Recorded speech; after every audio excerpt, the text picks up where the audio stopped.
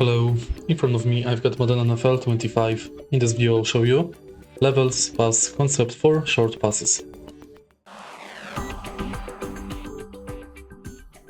In the beginning, let's go to short pass concept in skill trainer and select level pass concept. Here we go.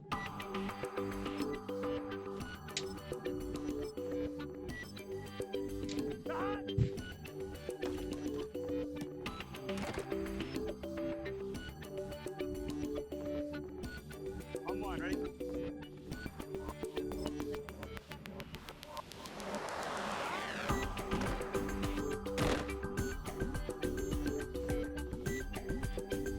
Here we go, here we go.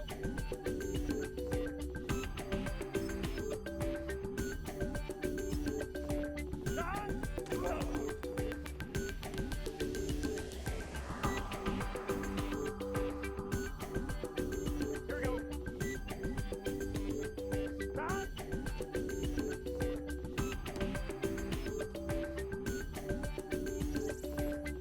And that's basically it.